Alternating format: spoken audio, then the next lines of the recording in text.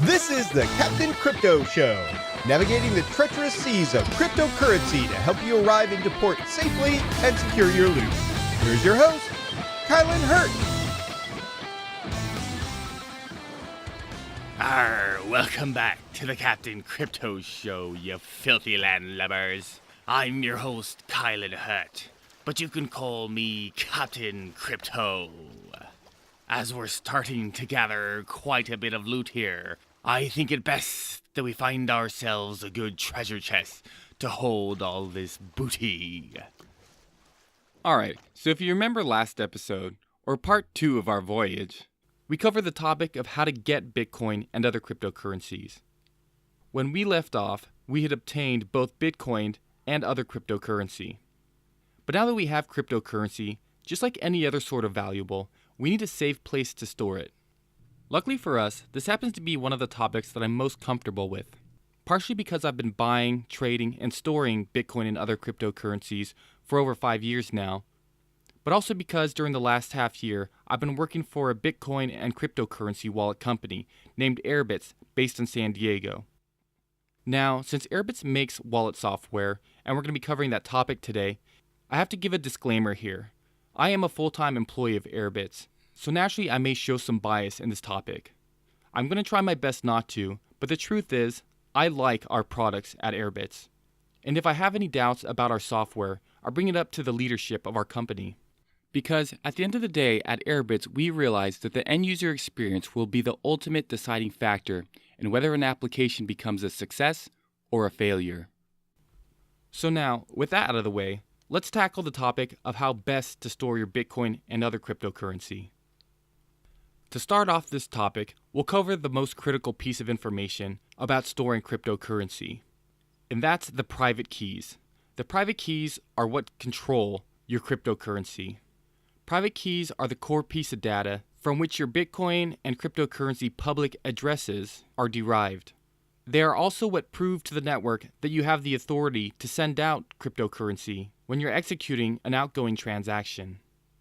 Naturally, this means that if you ever lose your private keys, then the funds that you have that are controlled by those private keys are going to become inaccessible to you and unlikely to be recovered. Additionally, if anyone else ever gets their hands on your private keys, then they will also have the ability to send those funds wherever they'd like. So I cannot stress this enough. Do not ever give a copy of your private keys to anyone that you do not trust. And in general, even if you do trust someone, I would still advise you not to give them your private keys. If they need access to some of your funds, then they can just set up their own wallet, and you can send them those funds. Another lesson that I've learned is to not ever take responsibility for someone else's private keys. Because if for some reason those funds become lost or stolen, since you have access to the private keys, you will become one of the first suspects. There are very few things in life that can ruin a relationship as quickly as lost or stolen money. So ask yourself whether it's really worth the risk. Now that we've got that warning out of the way, let me try to explain how a wallet works. Even though we use the term wallet to describe the way that we store Bitcoin and cryptocurrency funds, the truth is that the wallet metaphor only holds up so well. In my opinion, I think it makes more sense to think of the way that you store Bitcoin as more like a mailbox. This mailbox represents what we call a public address, just the same way that you have a public mailing address. You can use a private key to create almost an infinite number of public addresses. It's like being able to create as many mailboxes as you'd like, each with a corresponding mailing address, and having each of those mailboxes locked up, but able to be unlocked with your key, your private key. Naturally, in this metaphor, instead of sending mail around, you're sending funds, Bitcoin or cryptocurrency funds. And once those funds arrive at one of these mailboxes, the only way to make use of that money is to open up the mailbox with your private keys. So what do your private keys actually look like? Although they can come in different formats, in general they look like a random string of lowercase letters, uppercase letters, and numbers. The majority of the time with Bitcoin, they'll be somewhere around 51 to 52 characters long. Since each character in the private keys can be almost any letter, uppercase or lowercase, or a number 0 through 9, that means that the total number of possible private keys for Bitcoin is so large a number that it's hard for a human to even comprehend it.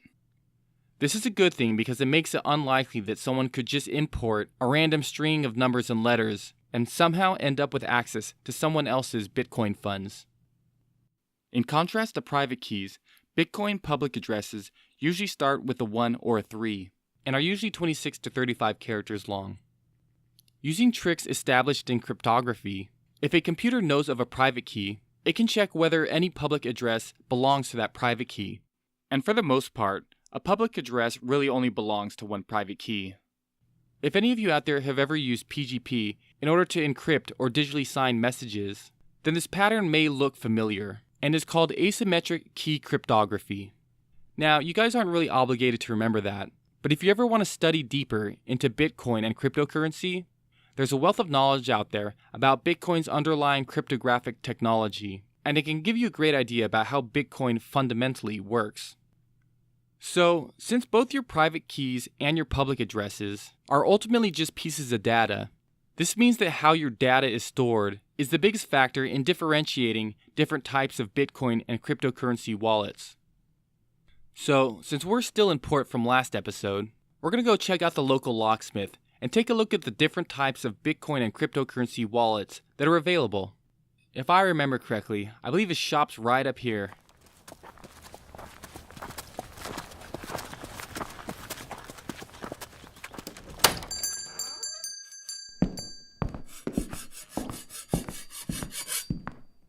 Alright, lucky for us, it looks like the master locksmith happens to be in right now. That makes this a great time for us to discuss the different types of Bitcoin and cryptocurrency wallets. As a point of reference here, I'm going to use the book Bitcoin and Cryptocurrency Technologies by Princeton Assistant Professor Arvind Narayanan. I hope I got that name correct. This happens to be a great book for learning about cryptocurrency for both beginners and people who already have some knowledge.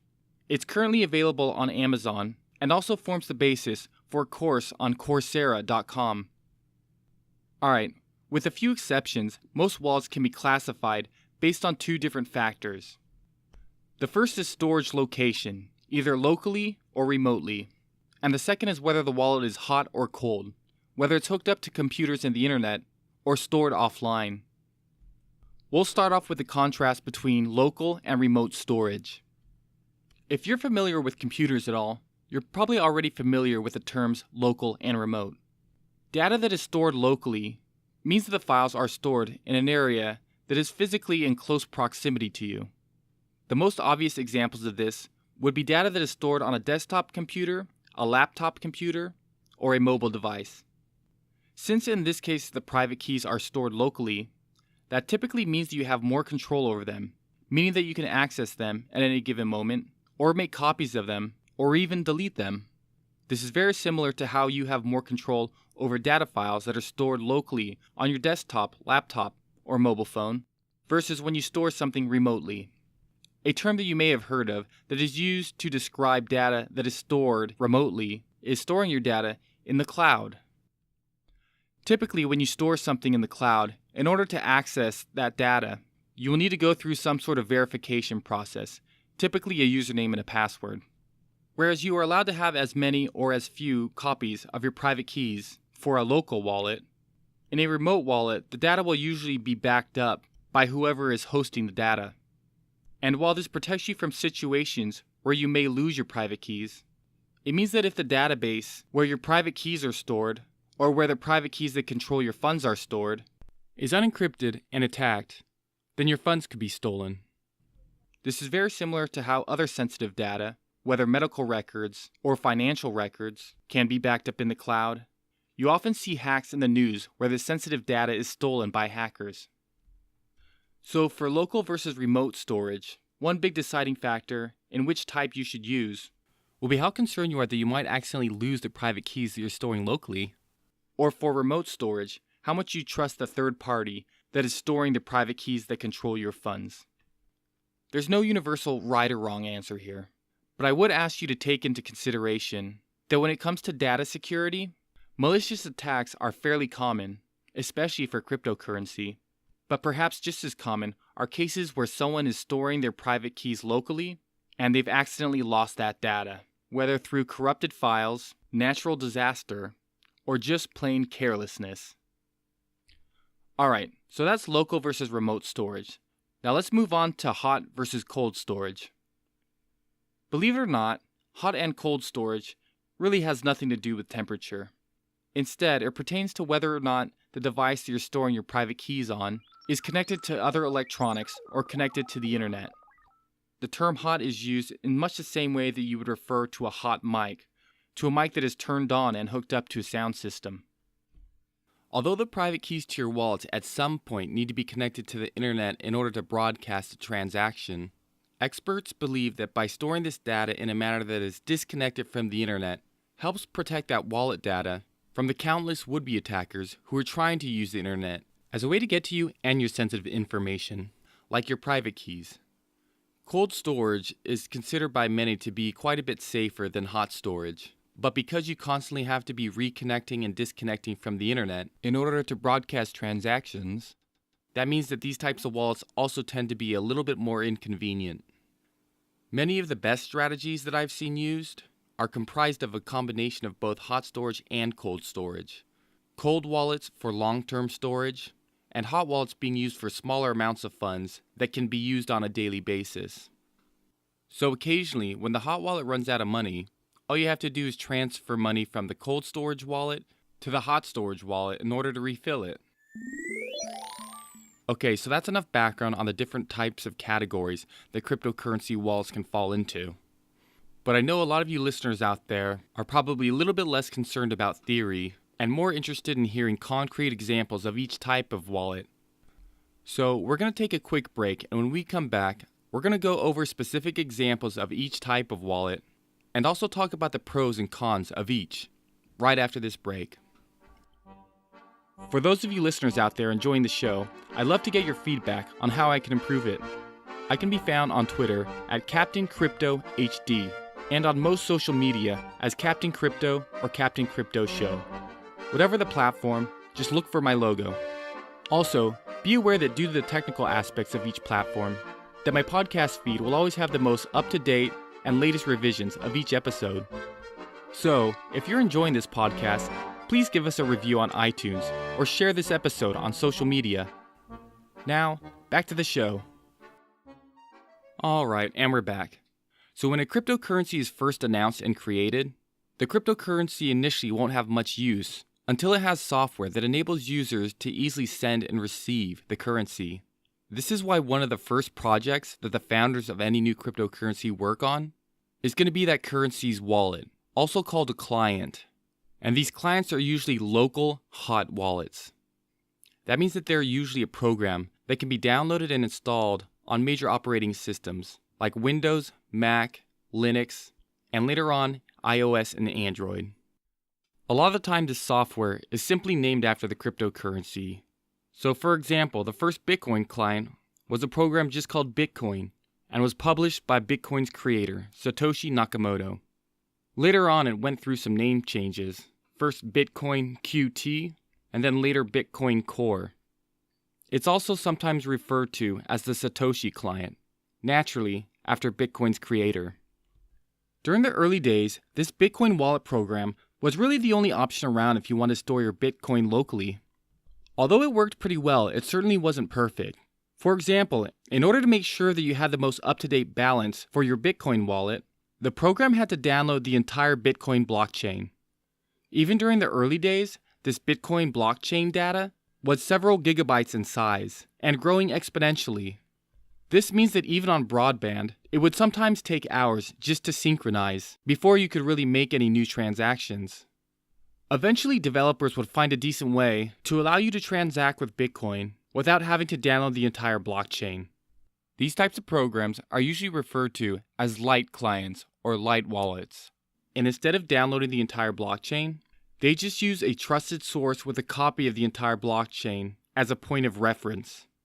Naturally, some purists believe this setup creates a bit of a vulnerability since it requires you to trust a third party.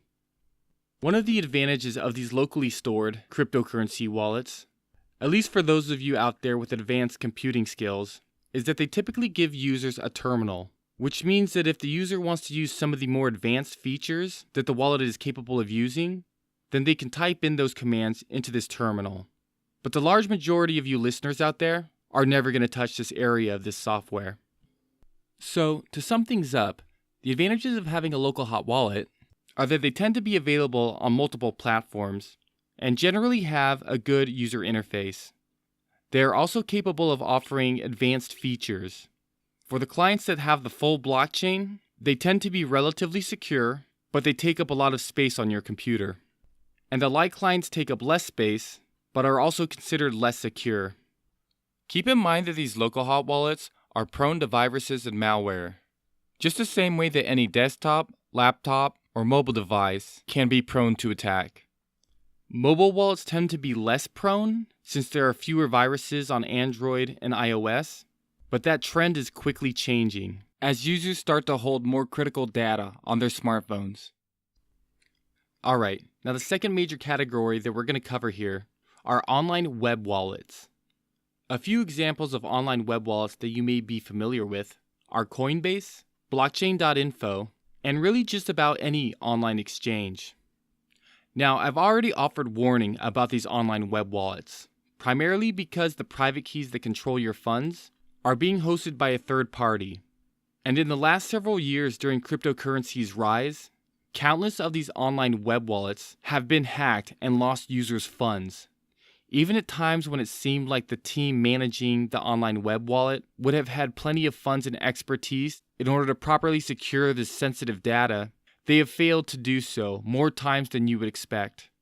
Their negligence has cost people tons of money, and even set the industry back by months or years.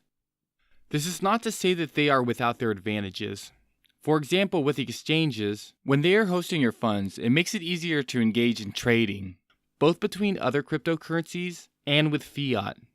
For something like blockchain.info, that is not part of an actual exchange, their hosting of your wallet data up in the cloud can be very convenient because that means most likely that your data is already backed up, and therefore should be accessible from just about any computer in any location with an internet connection. Naturally, they will have you go through a validation process before giving you access to your funds from a new location. This will usually require a password, but also something like a username or a secret passphrase. In my personal opinion, these online web wallets should for the most part be avoided. If you need to use them, go ahead and use them, but I would only ever store my funds on any of these options in the very short term.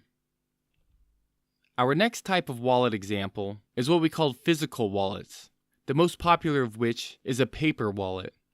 Now I know that might sound strange, but just bear with me. Since, in order to receive and control cryptocurrency funds, all you really need is a private key and a public address, that means that you can simply generate both with a computer and print out that data. You will use the public address, which will most likely also come with a QR code so that people can conveniently send you funds, and your private key will most likely also be printed on the same piece of paper. Naturally, and I can't stress this enough, if you're going to show someone your public address, make sure the part of the piece of paper that has the private keys is not shown to them. Otherwise, they'll be able to use those private keys to control whatever funds have been sent to that public address. Now, that means that these physical or paper wallets are most convenient when you're just trying to receive funds, but not always trying to access those funds and utilize them. In my opinion, the main advantage of using something like a paper wallet is that the private key, the public address, and the QR code can all be generated by a computer that's not even connected to the internet. And since viruses and malware typically come through the internet, this drastically reduces the chances of a malicious hacker compromising your computer in order to get access to your cryptocurrency funds. So, now that we've talked about local paper wallets, it's time to discuss another type of local cold storage. And these wallets are what we call hardware wallets. Now, if we check in the back of this locksmith's shop, we'll find that they have a forge where they're constructing these hardware wallets. Let's check it out.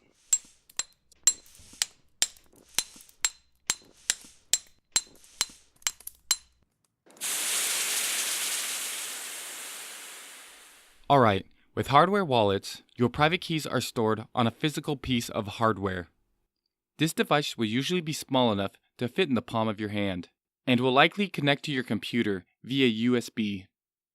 Perhaps the most important characteristic of these hardware wallets is that your private keys are usually stored in a protected area of the device.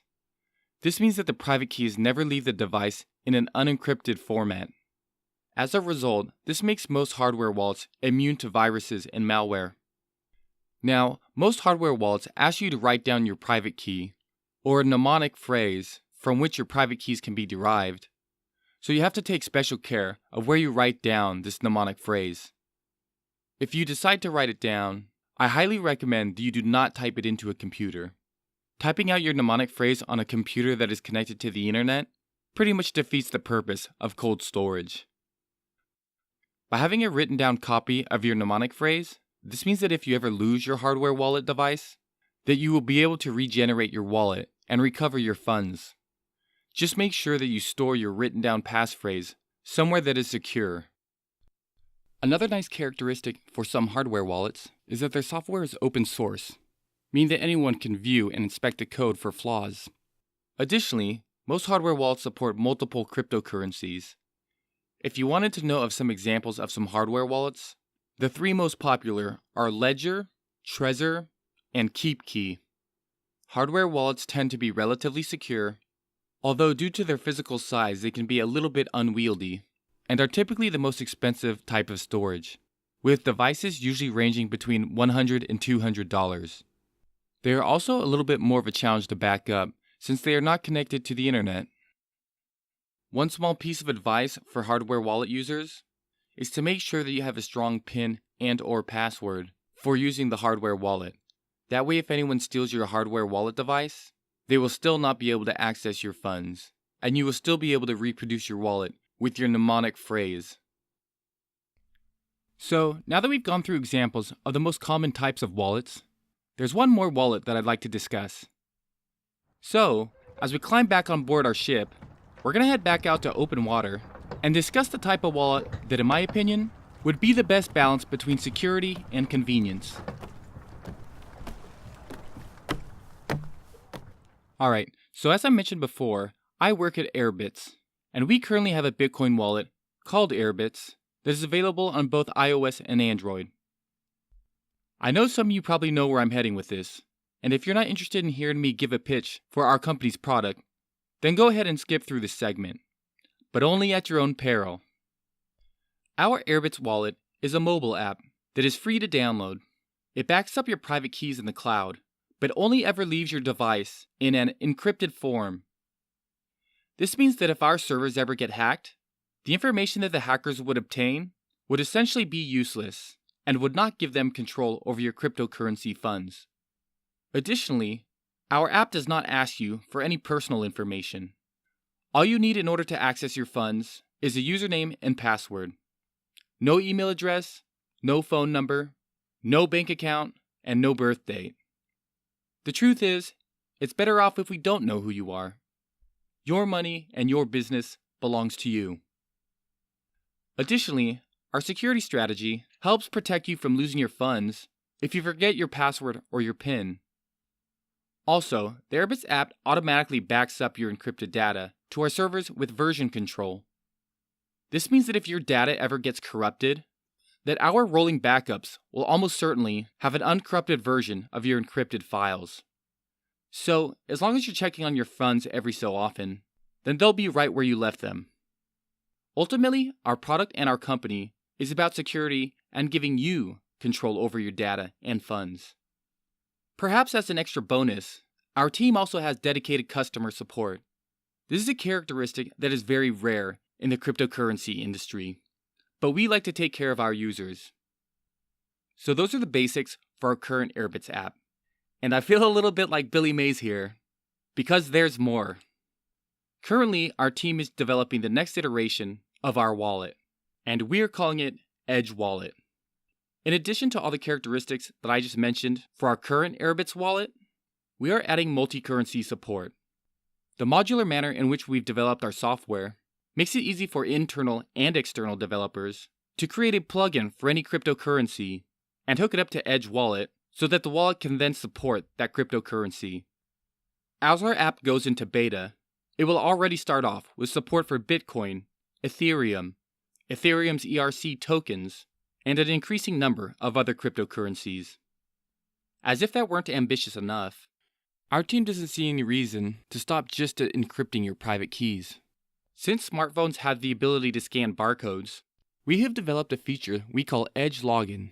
And Edge Login gives users the ability to connect their Edge account with just about any other app that supports our Edge Login system.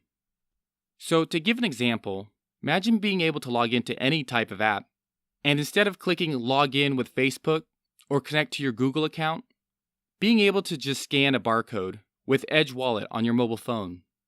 And the great thing about this feature is since we don't store any unencrypted personal information of yours, that unlike Google, Facebook, and Twitter, you would not have to give up any personal information to the app.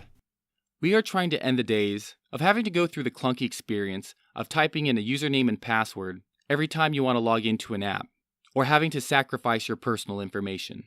That is the objective of this Edge Login feature.